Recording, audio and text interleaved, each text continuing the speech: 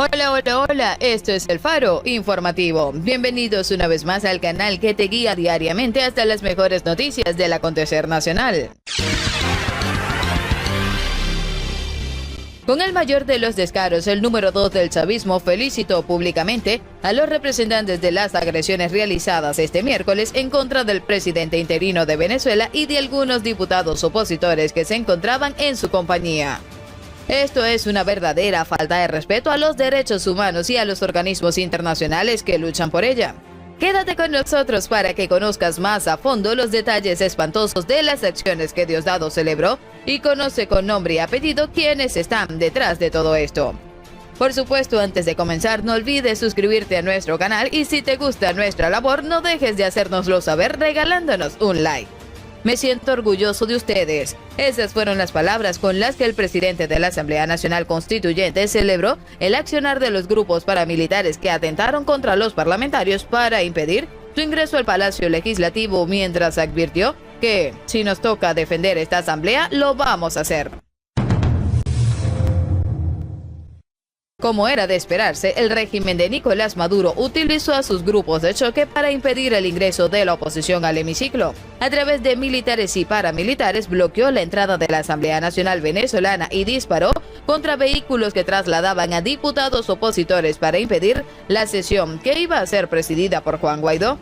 Los diputados Carlos Berrizbeitia, Carlos Prosperi, Angelo Palmieri y Delsa Solórzano iban en la camioneta atacada. El presidente interino de Venezuela y jefe del Parlamento había postergado el debate, previsto en un principio para el martes, con el objetivo de no coincidir con la marcha chavista que se realizaría el martes y así evitar posibles enfrentamientos. Debido al violento bloqueo del chavismo, la oposición debió sesionar desde el Latillo. En una rueda de prensa, Guaidó condenó el ataque de los colectivos y aseguró que aunque no hicieron acto de presencia, la Fuerza Armada fue cómplice del atentado. Cabe recordar que en julio pasado, la alta comisionada de las Naciones Unidas para los Derechos Humanos, Michelle Bachelet, luego de una visita a Venezuela, publicó un duro informe sobre las graves violaciones a los derechos humanos perpetradas por la dictadura, las cuales, como vemos, se siguen cometiendo sin que nadie pueda hacer nada para detenerlos. La chilena instó al régimen de Nicolás Maduro a adoptar medidas específicas para detener y remediar las graves vulneraciones de los derechos económicos, sociales, civiles, políticos y culturales que se han documentado en el país. Entre las principales exigencias, la exmandataria chilena apuntó contra los grupos civiles del chavismo, conocidos como los colectivos, al afirmar que han atribuido al deterioro de la situación al imponer el control social y ayudar a reprimir las manifestaciones. Y exactamente, esto fue lo que vimos en las adyacencias de la Asamblea Nacional este miércoles. Y por eso, con el propósito de sustanciar las agresiones realizadas por individuos mal denominados colectivos que actúan al margen de la ley, portan equipos de defensa y causan daños ante la presencia de policías y militares del régimen, lapatilla.com pide como hashtag servicio público que alguien pueda aportar datos e información sobre estos azotes para que así el mundo y los organismos de seguridad de la comunidad internacional puedan tenerlos presentes y conozcan de lo que son capaces. Y por eso solicitan a los ciudadanos que presenciaron estos lamentables hechos que si poseen fotos, videos e información sobre estos maleantes puedan enviarla a través del correo redaccion@lapatilla.com. Recuerden, redaccion@lapatilla.com. Estos grupos civiles que actúan como paramilitares manejan el delito, tráfico de sustancias ilícitas y las extorsiones en los barrios mientras mantienen el control político en nombre de la revolución bolivariana. Hablar de colectivos en Venezuela es referirse a la sensación de peligro que cualquier ciudadano percibe si expone diferencias con el gobierno en la vía pública. Hablamos de grupos violentos de brazos entrenados para aterrorizar a la población. Pero, ¿de dónde salieron estos colectivos? Bueno, la primera referencia llega de Cuba, como muchas iniciativas bolivarianas. Representan una versión pro de las brigadas de respuesta rápida que implementaron los Castros para defender la revolución en los años 60 del siglo pasado.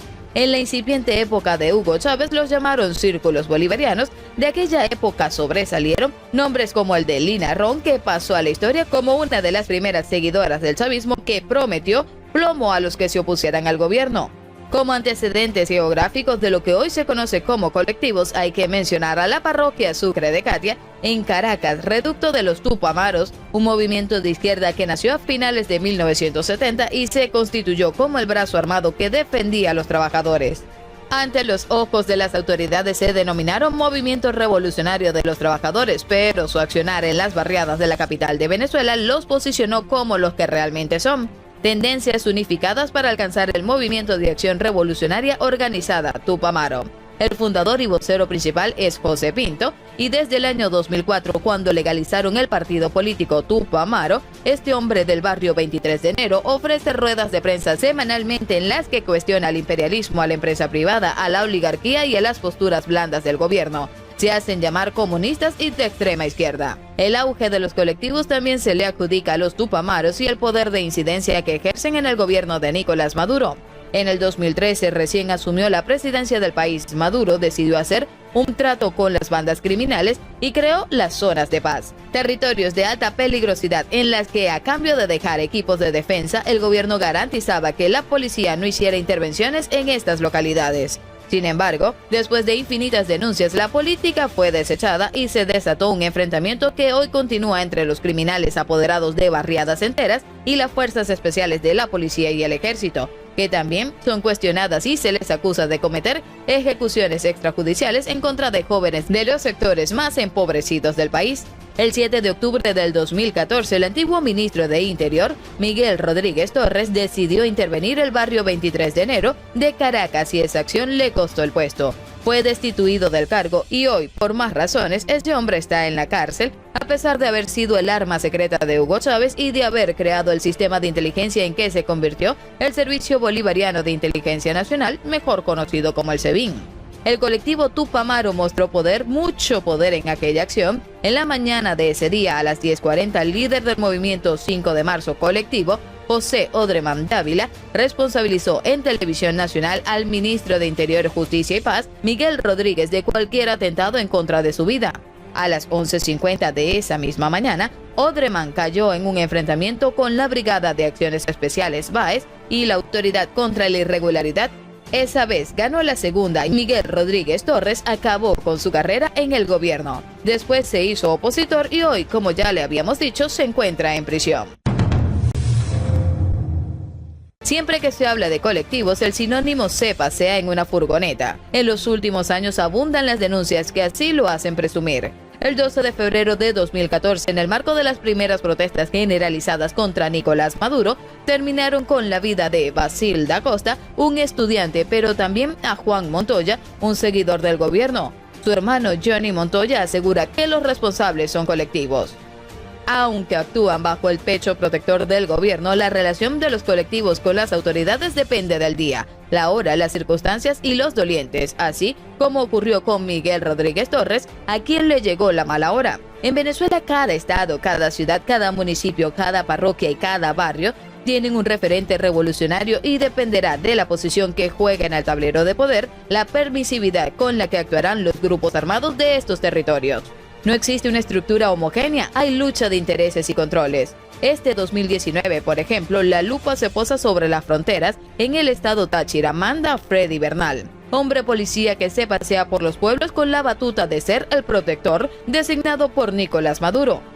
Se ha ganado varios enemigos del lado colombiano que se disputan el contrabando de una frontera cerrada desde hace varios años. Por su parte, la ministra de Asuntos Penitenciarios, Iris Varela, también apareció con un grupo de civiles violentos en las inmediaciones del Puente Internacional Simón Bolívar y Pedro María Ureña en el mes de febrero, cuando Juan Guaidó anunció que entraría la ayuda humanitaria. Ellos son los dos máximos referentes del chavismo en la zona y ambos han posado para las cámaras dirigiendo colectivos.